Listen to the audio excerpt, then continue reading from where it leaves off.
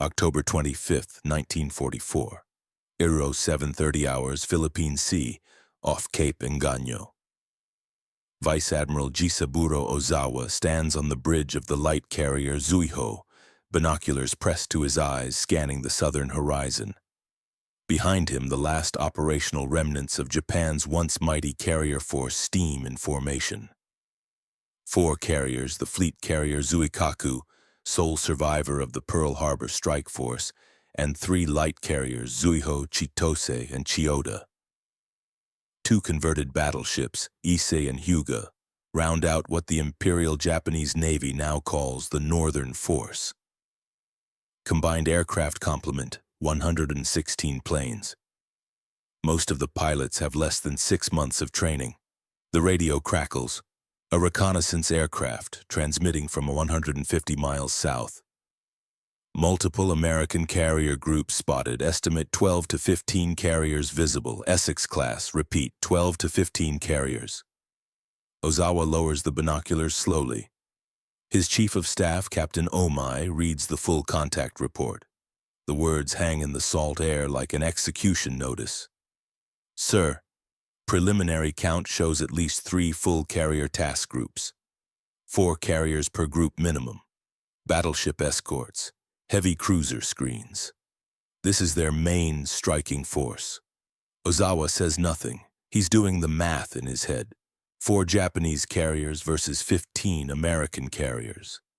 But it's worse than that. Much worse. The 4 carriers under his command are decoys. They were always meant to be decoys. The Northern Force was designed to lure the American fast carriers away from Leyte Gulf, where Vice Admiral Kurita's battleships and cruisers could smash the invasion fleet. A decoy needs to look threatening. These 4 carriers look threatening from a distance. Up close, they're hollow shells.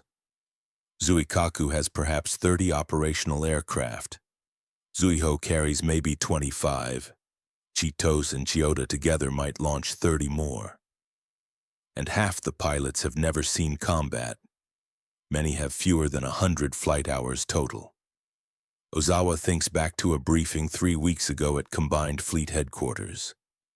An intelligence officer with round spectacles and trembling hands presenting data on American carrier construction, numbers that seemed impossible.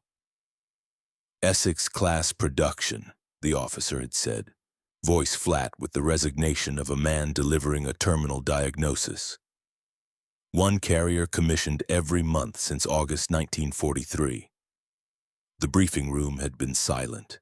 Charts on the wall showed American shipyard capacity in merciless detail.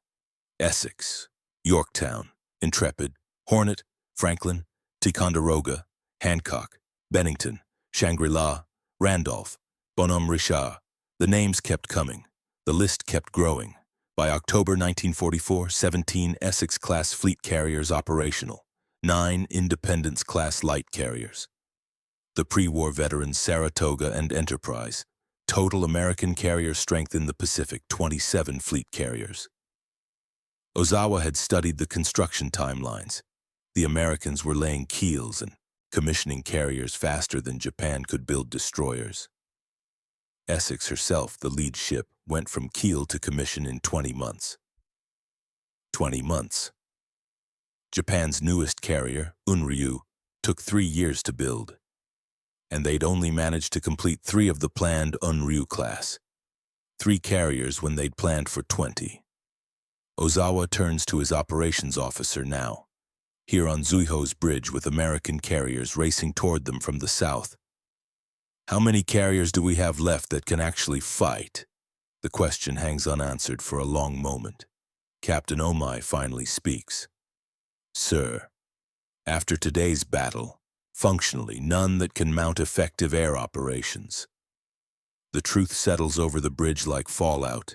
This Northern Force was always meant as a sacrifice.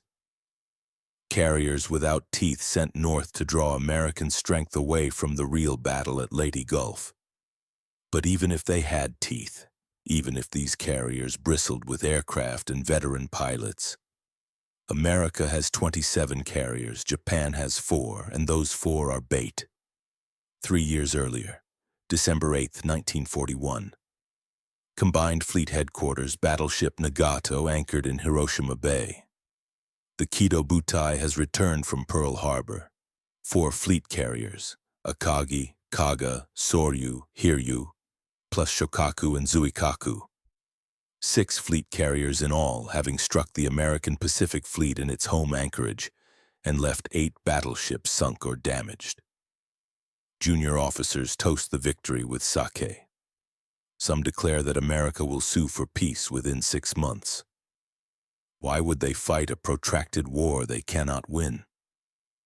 Admiral Isoroku Yamamoto sits in his cabin reading intelligence reports on American industrial capacity. He has studied at Harvard. He has seen American factories, American cities, American highways stretching to horizons. Earlier that day, a young staff officer approached him with congratulations on the stunning victory. Yamamoto had not smiled. "I will run wild for 6 months to a year," he told the officer. "But after that, I have no expectation of success." Most had dismissed this as false modesty. It wasn't. Yamamoto understood what his colleagues did not. Modern war is won in shipyards and steel mills, and America has more shipyards than Japan has dreams. By June 1942, reality begins to intrude. The Battle of Midway. 4 Japanese fleet carriers, Akagi, Kaga, Soryu, Hiryu, sunk in a single day. Half of Japan's Pearl Harbor strike force, gone. The Imperial Japanese Navy immediately begins planning replacements. 20 new fleet carriers, 6 of the armored Taiho class, 8 of the Unru class, 7 modified designs. It sounds impressive on paper, but Japan's shipbuilding capacity is already straining. Steel allocations are tight. Skilled workers are being drafted into the Army. Oil shortages are hampering construction schedules. In America, the response to Midway is immediate and overwhelming. President Roosevelt authorizes the construction of 24 Essex-class fleet carriers. Congress approves funding within weeks. Shipyards in Newport News, Brooklyn, Philadelphia, and Quincy begin laying keels. The Essex-class program becomes the largest carrier construction effort in naval history. Lead ship Essex is already under construction when Midway happens. She was laid down in April 1941, part of pre-war planning. Now in July 1942, the program accelerates. Newport News Shipbuilding and Dry Dock Company, Virginia. May 1943, 10,000 workers swarm over USS Intrepid, the 4th Essex-class carrier.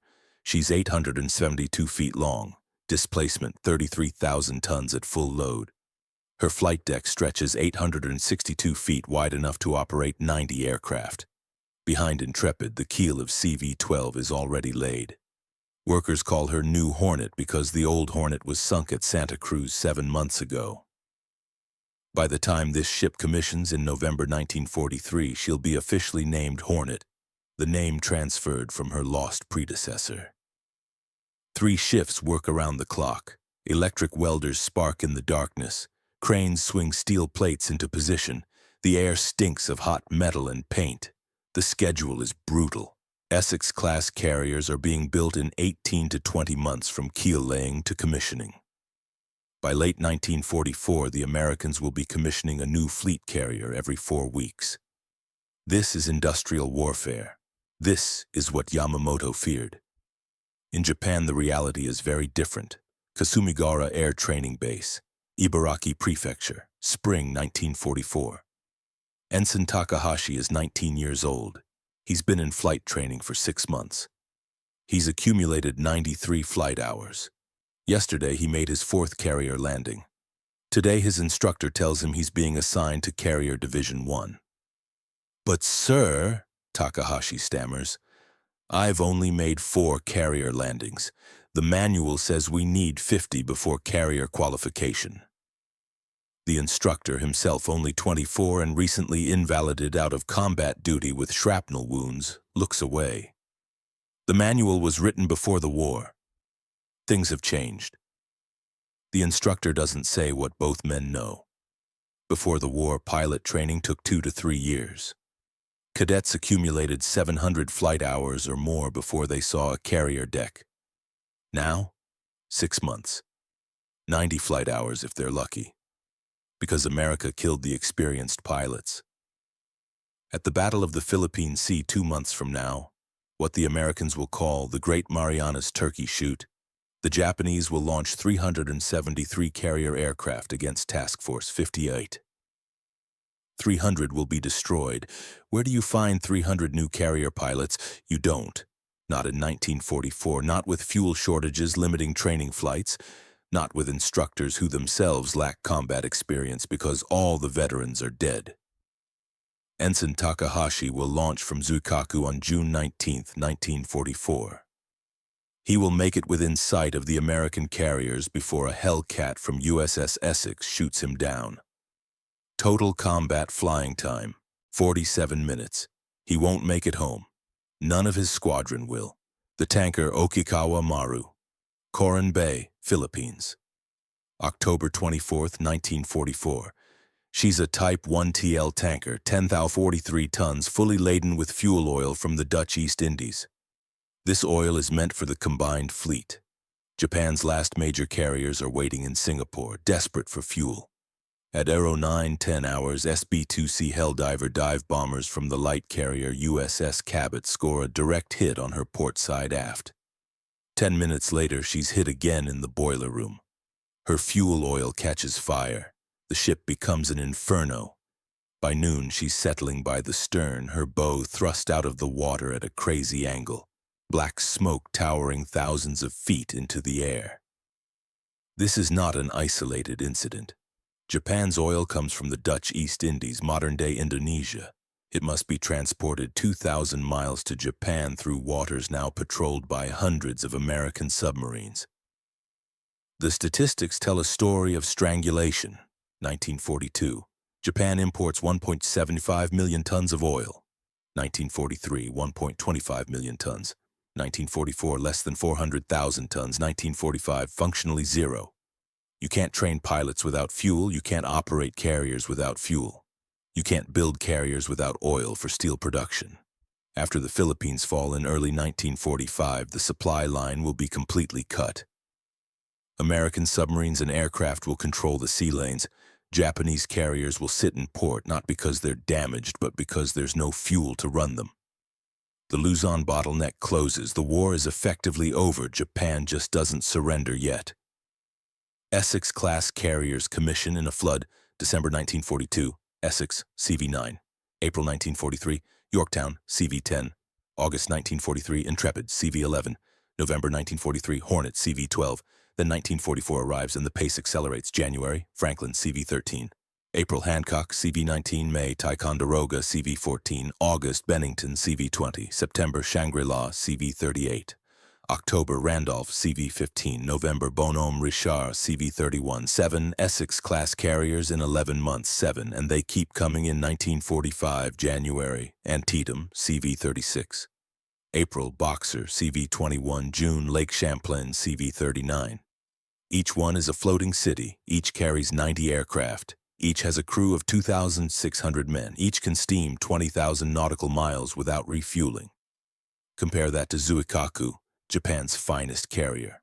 Length, 845 feet versus Essex's 872 feet, nearly identical. Displacement, 32,000 tons versus 33,000 tons, essentially the same. Speed, 34 knots versus 33 knots. Zuikaku is slightly faster, but range, 9,700 nautical miles versus 20,000 nautical miles. That's the difference. American carriers can stay at sea for months. Japanese carriers must return to port to refuel every few weeks. And in 1944, with American submarines prowling every sea lane, every trip back to port is a gauntlet. Anti-aircraft armament tells another story. Zuikaku, 16 5-inch guns, 42 25mm guns. Essex, 12 5-inch guns, 68 40mm Bofors guns, 65 20mm Oerlikon guns. The American carriers are harder to kill. British-designed radar, improved damage control, better crew training. Multiple studies after the war will conclude that Essex-class carriers could absorb damage that would sink most other carriers. And America has 24 of them under construction or in service by 1944. July 1944. Flag bridge of USS Lexington. Task Force 58 flagship. Admiral Mark Mitcher sits in his elevated swivel chair on the bridge wing. Famous for spending entire operations in that chair, catnapping in place never more than seconds from full alertness. Before him, spread across the horizon, steams the most powerful naval force ever assembled. Task Force 58. 4 task groups, 15 carriers, 7 battleships, 21 cruisers, 69 destroyers. Each task group has 3 or 4 fast carriers with escorts. They operate in a coordinated dance, radar pickets extending 100 miles out. Combat air patrol fighters constantly overhead, ready to vector toward any threat. 900 aircraft total, nearly 1,000 planes that can be in the air within minutes. Compare that to the Japanese Mobile fleet at the Battle of the Philippine Sea. 9 carriers. 450 aircraft embarked, many pilots with minimal training. The result? On June 19, 1944, Japanese carrier aircraft launch 4 massive waves against Task Force 58. American radar picks them up 70 miles out. F-6F Hellcat fighters from Essex, Lexington, Enterprise, and other carriers intercept them in layers. The Americans call it the Great Marianas Turkey Shoot. By day's end, 346 Japanese aircraft destroyed, 2 Japanese carriers sunk, several more damaged. American losses: 123 aircraft, mostly to operational accidents and fuel exhaustion on the long return flight. 76 air crew lost. But here's the critical difference. America can replace those losses. Within a week, replacement aircraft arrive from supply ships. Within 2 weeks, replacement pilots arrive from training commands stateside. Japan cannot replace their losses. The experienced pilots are dead. The training infrastructure cannot produce enough replacements. The fuel isn't available for training even if the infrastructure existed. After the Philippine Sea, Japanese carrier aviation effectively ceases to exist as an offensive force. October 25, 1944. 10:30 hours. Off Cape Engano, the American carriers have found Ozawa's northern force. SB-2C Helldiver dive bombers appear through the clouds. TBM Avenger torpedo bombers skim the waves. F-6F Hellcat fighters strafe the decks. Zuikaku, last of the Pearl Harbor carriers, takes multiple bomb hits. Her flight deck buckles. Fires erupt below. She begins to list. Chitos takes a direct hit amidships. A massive explosion breaks her back. She capsizes within minutes. Chiyoda is left crippled and burning, dead in the water. Ozawa transfers his flag to the light cruiser Oyodo and watches Zuikaku die. At 14:14 hours, the great carrier rolls onto her beam ends and sinks stern first. 300 men go down with her. The last Pearl Harbor carrier is gone. An entire era of Japanese naval aviation vanishes beneath the waves. What does Japan have left? November 1944. Naval General Staff counts the remaining carrier strength. Unryu, commissioned August 1944. Amagi, commissioned August 1944. Katsuragi, commissioned October 1944. Junyo, damaged under repair. Ryuho, light carrier, limited capacity 5 carriers. Combined aircraft capacity, approximately 270 planes. Actual operational aircraft available, fewer than 50. Trained pilots available, fewer than that. Fuel available for operations, almost none. But it gets worse. December 19, 1944. Unryu is torpedoed and sunk by USS Redfish while transporting supplies through the East China Sea. Commissioned in August, sunk in December, 4 months of service. November 19, 1944. Shinano is commissioned. She's the largest carrier ever built, 68,000 tons, converted from a Yamato-class battleship hull. She's not a fleet carrier, but a support carrier meant to ferry planes and supplies. November 29, 1944. Shinano is torpedoed and sunk by USS Archerfish while en route from Yokosuka to Kure. Commissioned on the 19th, sunk on the 29th, 10 days of service. By January 1945, Japan's remaining carriers are confined to port. They don't sortie because there's no fuel. The oil from the East Indies has been cut off. American submarines and carrier aircraft have severed the lifeline. Meanwhile, in America, by January 1945, 20 Essex-class carriers operational, 9 Independence-class light carriers, 2 Midway-class supercarriers under construction, 45,000 tons each with armored flight decks. Total fleet carrier strength, 31. Production hasn't stopped. More Essex-class carriers are under construction. Kearsarge and Tarawa are launched for fitting out. More will follow if the war continues into 1946. The Americans are building carriers faster than Japan can sink them. The American loss rate in carrier operations is less than 1% per major engagement. Imperial Naval General Staff Headquarters, Tokyo, January 1945. A junior staff officer updates the availability chart on the wall. Red pins mark Japanese carrier losses. There are many red pins. Blue pins mark estimated American carrier positions. Blue pins cover the Pacific like a rash. A senior admiral addresses the room. At Pearl Harbor, we had 6 fleet carriers. America had 3 in the Pacific. He gestures at the map. Now they have 31. We have 4, and they cannot leave port. Even if we could fuel them, where are the pilots? Where are the aircraft? Where is the time to train them? The Americans are building carriers faster than we built destroyers before the war.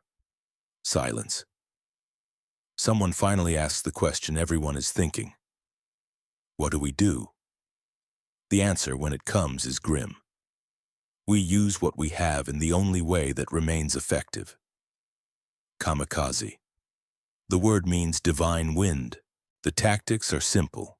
Load a Zero fighter with a bomb. Point it at an American carrier. The pilot doesn't return. Why resort to suicide tactics? Because conventional naval aviation is impossible.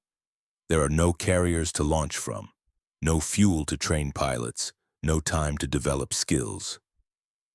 A Zero with a bomb weighs the same as an empty Zero.